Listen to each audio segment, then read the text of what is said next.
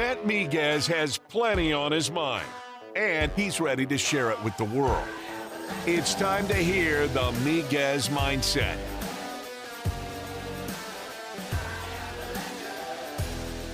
Episode number 3 of the Miguez Mindset. Matt Miguez here. Look, we spent a lot of time talking about LSU, previewing the national championship game, recapping the national championship game. Now let's talk about the Vermillion and White. Let's look at the Louisiana Ragin Cajuns. We're going to start talking some football offseason, training camp getting ready to get underway in the NFL, kids reporting to campus here as we get close to July. Recruiting is in full swing for 2024 now even. Michael Desermo already has 4 recruits in his 2024 recruiting class. So basically this episode, what we're going to do is I'm going to remind you of who's coming in here in 2023, who's joining the program in August, and then we'll look at the 4 guys that Michael Desermo has signed for 2024. So starting with 2023, Harvey Broussard is the first commitment. He's a wide receiver from St. Martinville, had a really strong year last year for the Tigers. Look for him to really compete in a receiving core that looks a little depleted now. The guys like Michael Jefferson and John Stevens Jr. are gone. Next, Elijah Davis, a running back out of Riverside Academy down in reserve. A strong, powerful runner, 5'9", 210 pounds. He fits the mold of what Louisiana running backs typically do.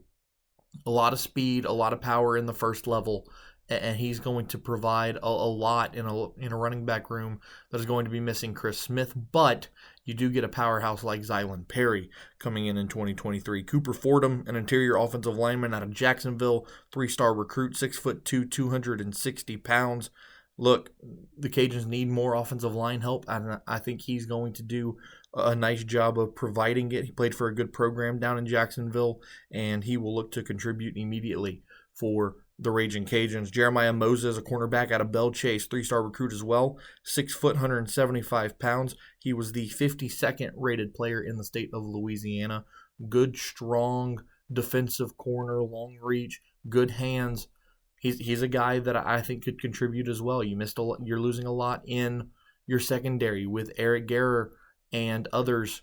Braylon Trahan going to the NFL, and a handful of others that you've lost. So he could make an impact. John Bragg out of Austin, Texas. Javion Hayes, another running back out of Woodlawn in Baton Rouge. A safety from Evangel Cody Jackson. Kadarius Miller, a defensive lineman from Mississippi, 6'2", 270. He's going to be a strong recruit as well, 3-star rated number 21 at his position. A wide receiver out of Jackson, Mississippi, Kadarius Wade, could help out a lot, 6'4", 180 pounds. It's hard to see a lot of tape on these guys early on, but I've seen some highlights of his, and he looks like a threat for Michael Desermo's offense, whoever plays quarterback, whether it be Ben Wooldridge or Chandler Fields or maybe even Zion Chris. Dwayne Winfield, the quarterback out of Lutcher, 6'1", 215 pounds, a 3-star recruit. Look, this kid's going to be special. There's no doubt about it. I've heard from multiple people say, look, you can love all you want about Zion Chris. Winfield's going to be better. So that's some high words, especially out of what we've seen out of Zion thus far. So, look, Lutcher is a great program, historic program. He was the Louisiana State Player of the Year his senior year. So I'm not doubting that he can come in and be that guy. You just need to see it first, right? But definitely looking forward to watching him put on a Louisiana Ragin Cajuns uniform. Micah Johnson, a 6'2", 230-pound linebacker out of Parkview. Ty Stamey, a tight end from Spring, Texas, Klein Collins High School. Got a 6'3", 260-pound edge rusher from Holy Cross, Lance Williams, that'll come in and contribute. One guy I'm also really excited about, Matthew Broussard, the 3-star offensive tackle out of E.D. White over in Thibodaux. 6'4", 280 pounds, a really just big-bodied bully on the offensive line. He could look to be one of those anchors of this offensive line that is replacing a lot of pieces. You've had a dominant offensive line under Billy Napier, took a step back last year in year one under Michael Desermo. How does that offensive line improve heading in to 2023. Tavion Smith, a 6'2", 208-pound wide receiver out of Oak Grove High School in Hattiesburg, Mississippi. A.J. Giroux, you've already seen him a little bit, a 6'4", 190-pound wide receiver out of Frisco, Texas. And then the last guy that really stands out in this group is Trey Fight, a 6'6", 200-pound edge rusher. He's not a high school recruit. He's a transfer from SMU, but he's a member of this class. We saw him at the spring game. He's fast. He's got big hands. He disrupts the opposing offense, and he is going to fill probably Andre Jones's role in this defense in 2023. Again, he's fast. He's physical. He makes plays. Look for him to make an immediate impact out of SMU when he suits up for the Cajuns in September. Now, take a look at 2024. We'll start with Ty Goodwill, a 6'1.5", 187-pound athlete out of Faith Academy in Mobile. Currently a 0-star recruit, according to 247. But look, we've seen it time and time again in football. Stars don't really matter. I mean, you've had 5 stars phase out, and you've had 2 stars become NFL superstars. So, you can look at stars and look at rankings all you want, but at the end of the day, a lot more goes into it than just that. Looking at some of his offers, he had offers from Arkansas State, Jackson State, Liberty, Marshall, North Alabama. Look, 2 Sunbelt schools in there and an equal in Liberty. It is always good when you can beat out your fellow conference mates for a player like this. Now, athlete, probably going to play a skill position, running back, wide receiver, but at 6'1.5", it might be hard-pressed to see him at wide receiver, maybe in the slot.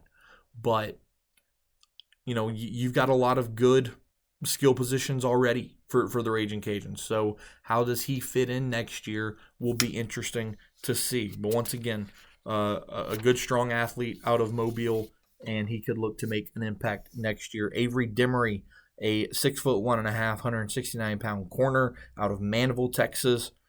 He's a 3-star recruit. Looking at his measurables, the one thing I'd like to see is just when he gets to UL in 2024 is to just put on a little bit of weight.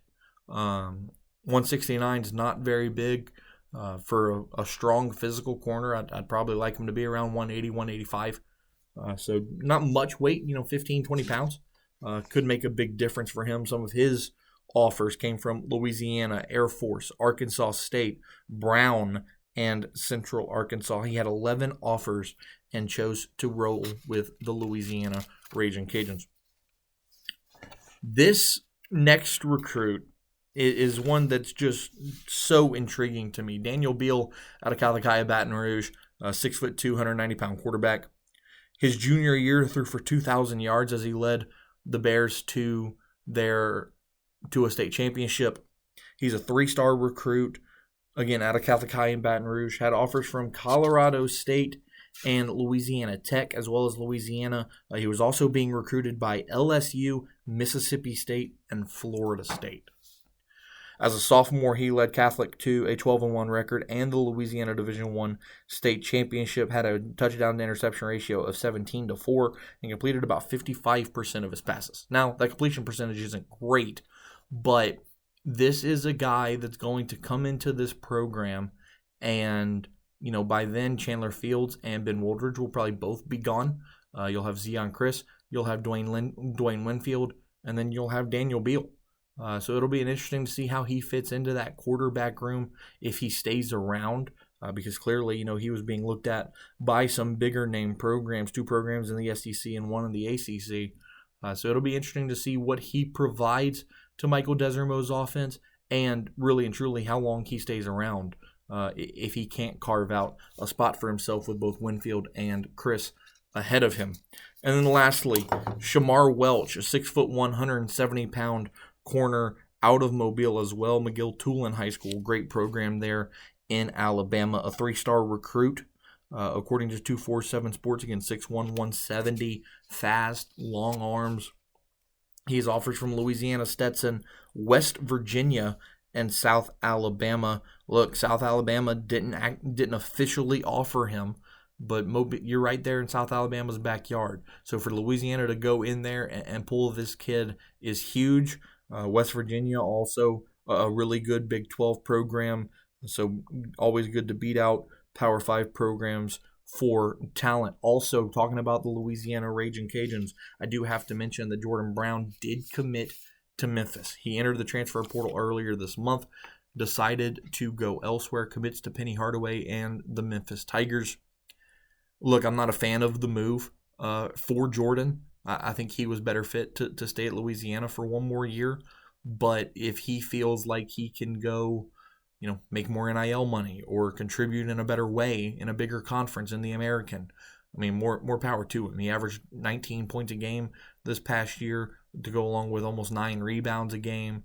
Was the Lou Henson Award winner, which goes to the best mid-major player in college basketball.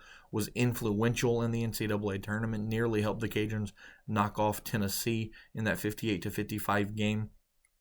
So, look, it's a great opportunity for Jordan to go on to bigger and better. But again, when you're a guy who transfers 3 times in a college career, the optics of that are not great.